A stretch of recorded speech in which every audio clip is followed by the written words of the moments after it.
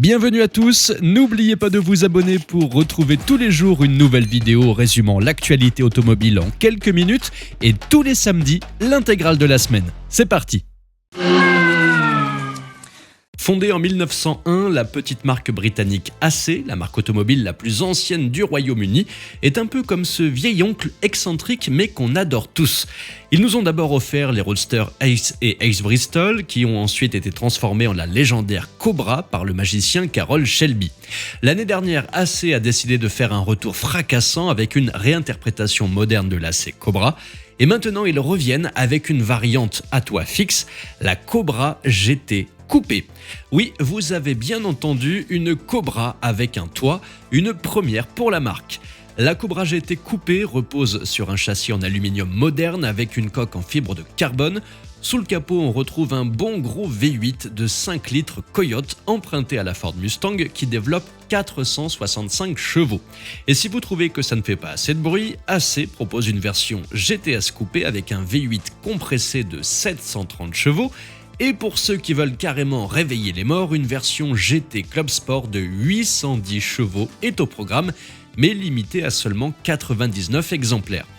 AC n'a pas encore communiqué les performances exactes de la bête, mais pour le Roadster, le 0 à 100 se fait en 4 secondes 5 avec le V8 atmosphérique et seulement 3 secondes 4 avec le V8 compressé, bien que ce dernier soit dégonflé à 663 chevaux.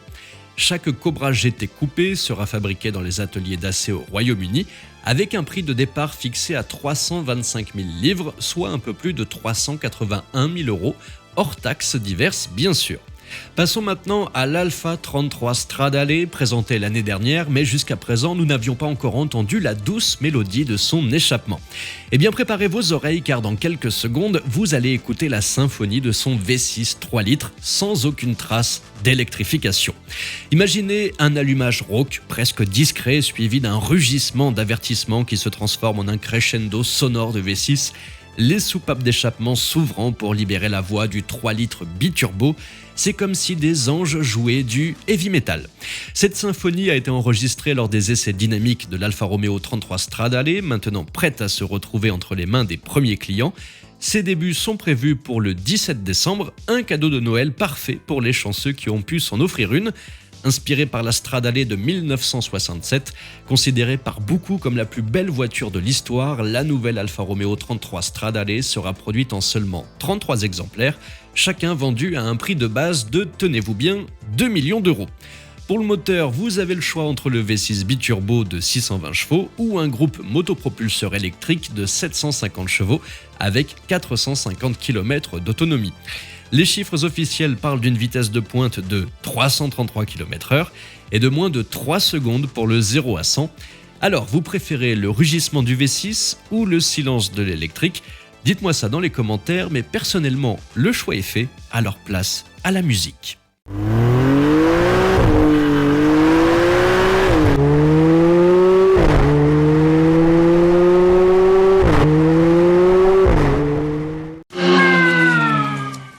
Thierry Métroz, le maître du design chez DS, nous a révélé que ses équipes travaillent depuis des années sur une réinterprétation moderne de l'emblématique Citroën SM. DS, en parallèle, s'apprête à souffler ses 10 bougies et nous a également promis un concept car pour le prochain concours Chantilly Art et Élégance qui se déroulera en septembre, et on se demande si ça ne serait pas une SM nouvelle génération.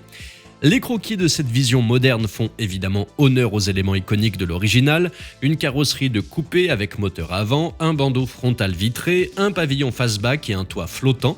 Mais pour le côté futuriste, les surfaces ont été lissées, des angles saillants ajoutés ici et là, des feux affinés et des roues aussi grandes que des meules de fromage ont été rajoutés. Le teaser publié par DS pour l'événement de Chantilly laisse entrevoir une silhouette basse, un capot plongeant et un pare-brise incliné qui ferait rougir un TGV. Ce concours d'élégance, mélange de haute couture et d'automobile, fête aussi ses 10 ans et DS participe chaque année avec une nouveauté. On peut s'attendre donc à une résurrection spectaculaire de la SM sous la bannière DS. Rendez-vous le 15 septembre 2024 pour voir si nos rêves deviendront réalité. En tout cas, une chose est sûre, DS n'a absolument pas le droit à l'erreur. Et vous, est-ce que ça vous dit une SM 2.0 ? Dites-moi ça dans les commentaires. Maintenant, embarquons pour l'Afrique, terre d'aventure et de véhicules usés jusqu'à la moelle. Prenez ce Ford Transit MK2 par exemple. Ce brave utilitaire affiche un kilométrage digne d'un voyage interstellaire, 4 100 300 km. Bon, évidemment, l'odomètre pourrait bien avoir décidé d'afficher ce chiffre au hasard, vu l'état pitoyable du tableau de bord. Ce transit est cabossé sous tous les angles possibles, les pare-chocs sont sans doute restés dans le port et les phares d'origine sont remplacés par des petites LED ultra modernes et parfaitement bien intégrées. On dirait presque que c'est d'origine. Presque. L'intérieur ultra moderne arbore même des prises USB.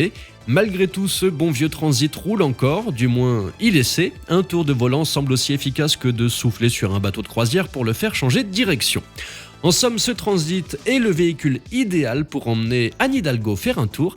Elle reverrait peut-être sa position sur les véhicules véritablement dangereux et polluants. À bon entendeur. Lamborghini, la marque italienne célèbre pour ses bolides rugissants et agressifs, décide de troquer son légendaire V10 pour un V8 biturbo. 2 décennies de rugissements furieux remplacés par un moteur plus petit mais turbochargé. Un peu comme si vous échangiez un lion pour un guépard cocaïnomane.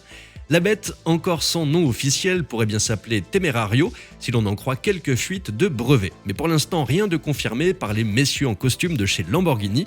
Ce qui est sûr, c'est que cette nouvelle supercar de Sant'Agata Bolognese fait saliver tout le monde à l'approche de son dévoilement officiel. Et c'est pour très bientôt, le 16 août 2024, lors de la Monterey Car Week en Californie. Le défi pour cette nouvelle Lambo est de taille, remplacer les Gallardo et Huracan, 2 icônes, 2 superstars de la route. Signe des temps, Lamborghini a réduit le nombre de cylindres, mais pas la folie mécanique. On parle de 2 turbos, un moteur électrique, une batterie et une puissance combinée d'environ 800 chevaux, entre 9000 et 9750 tours minute. Et devinez quoi, la zone rouge pourrait bien être encore plus loin d'après une vidéo récente de Lamborghini.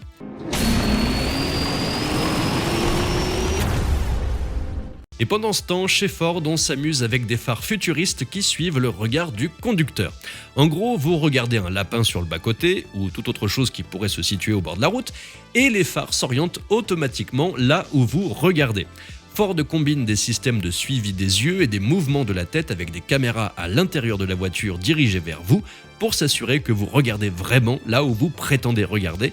Ensuite, l'information est transmise aux phares qui iront éclairer exactement là où vous regardez. Une sorte de Big Brother lumineux qui veille sur votre route, évitant les surprises nocturnes comme un hérisson suicidaire ou un cycliste sans lumière. Encore que, pour ces derniers, cette innovation semble être une bonne idée pour les viser. Avec cette technologie, Ford veut éliminer les angles morts des détecteurs d'objets actuels. Une belle avancée pour ceux qui veulent rouler tranquille la nuit, comme si vous aviez un copilote avec une vision nocturne digne d'un super-héros. Par contre, Ford ne précise pas comment cela se passerait si vous avez un strabisme. Pour l'instant, la marque travaille encore sur les brevets, mais nul doute que nous verrons un jour cette innovation dans nos voitures. Et vous, qu'en pensez-vous? Dites-moi ça dans les commentaires. Imaginez un instant, vous entrez dans un garage Dodge et que, surprise, au lieu d'un gros V8 américain classique, vous trouvez la toute première muscle car électrique de l'histoire. Et oui, la Dodge Charger Daytona, celle qui fait gronder les cœurs et frissonner les tympans, se métamorphose en révolution électrique. Mais pour les nostalgiques du V8 rugissant, ne vous inquiétez pas, Dodge affirme que l'âme du muscle car est toujours présente. Ils ont même inventé un faux système d'échappement phrase tonique pour imiter le ronronnement d'un bon vieux V8 américain. Un peu comme si on essayait de recréer une symphonie de Beethoven avec un synthétiseur bon marché, mais le constructeur jure que ça sonne pareil. Mais est-ce que les puristes vont y croire ? Pas si sûr. Cela dit, pour prouver leur dire, Dodge a partagé une vidéo sur les réseaux sociaux du son artificiel de ce faux V8 dans un tunnel.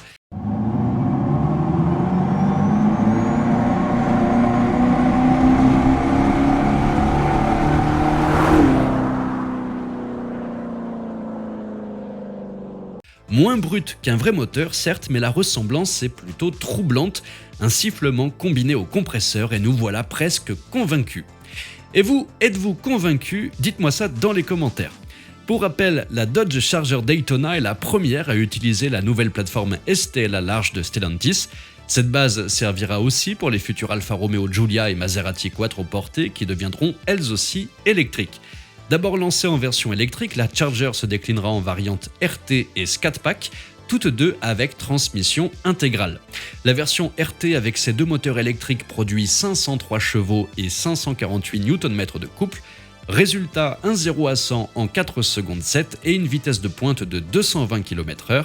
La Scat Pack, elle, libère 680 chevaux et 850 Nm de couple, la propulsant de 0 à 100 en 3 secondes 3 avec une vitesse de pointe de 216 km/h.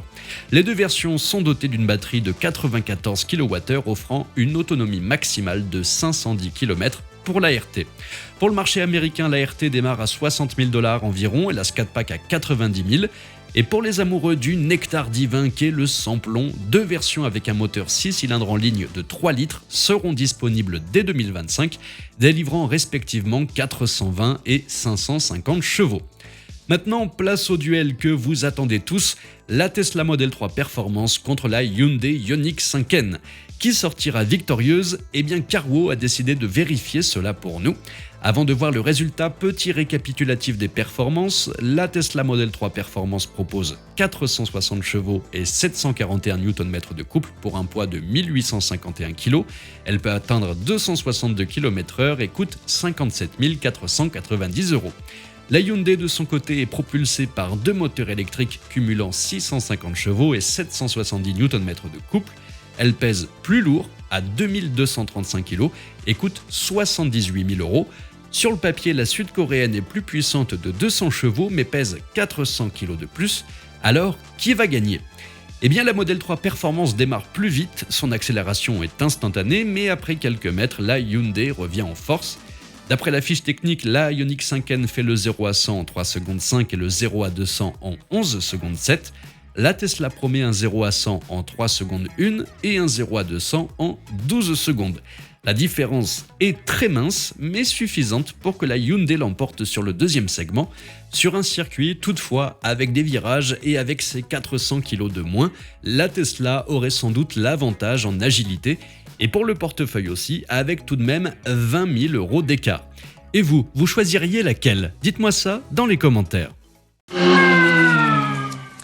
Avec la DS9, Stellantis essaie de nous convaincre qu'on peut vendre un gâteau sec en le décorant avec du glaçage en or. Mais même en Chine, où elle est fabriquée, la sauce ne prend pas. La DS9, lancée en grande pompe en 2021, espérait peut-être voir Macron la choisir pour ses déplacements présidentiels. Mais non, notre président a préféré ne pas tenter sa chance avec une berline produite en Chine. Résultat, 3137 ventes en 2021, puis ça s'écroule à 2700 en 2022, et finalement en 2023 on a carrément dégringolé à 1137 unités. Même en Chine, ils n'en veulent pas alors qu'elle était avant tout destinée à ce marché. Seulement 329 exemplaires écoulés là-bas l'an dernier, soit 4 de plus qu'en France. Alors pourquoi ce flop monumental? Eh bien c'est simple, la DS9 n'a aucune image, aucune histoire, n'a aucun moteur intéressant, n'est ni proposée en break ni en diesel et n'a eu aucune stratégie marketing. Et puis, c'est surtout une Peugeot 508 rallongée et remaquillée. Et pour rappel, la DS9 est proposée à partir de 69 000 € et jusqu'à 90 000 € hors option. Pour comparaison, une Citroën C6 en 2005, autrement plus innovante que cette DS9, était facturée 41 000 €, soit environ 50 000 € actuels, et pouvait grimper au plus haut à 55 000, soit 65 000 € actuels. C'était cher pour une Citroën, certes, mais cohérent au vu du standing et des innovations proposées, ce qui ne lui a pas empêché de faire un flop. Quant à la DS9, elle n'est pas chère, non, ses prix sont juste tout simplement vulgaires. Alors est-ce que la DS9 deviendra un jour un collector au même titre que la CX, la XM ou la C6 ? Franchement j'en doute, mais qui sait, peut-être que dans quelques décennies elle sera exposée dans un musée comme exemple de ce qu'il ne faut pas faire. En tout cas dites-moi si vous pensez qu'elle deviendra un jour collector dans les commentaires. Passons maintenant chez Renault qui continue de tester sa prochaine voiture tant attendue, la nouvelle R4 e-Tech. La légendaire 4L fait son grand retour, mais cette fois-ci en version électrique. Repéré en test sur les routes espagnoles, on peut déjà voir que le modèle de série a perdu le style du concept Forever, et tant mieux, pour se conformer aux normes actuelles. Elle est plus basse, les poignées de porte sont classiques et les protections d'ailes sont fines. Avec 4,16 m de long, elle sera idéale pour naviguer dans les jungles urbaines et Renault a même prévu une version utilitaire comme la bonne vieille fourgonnette des années 60.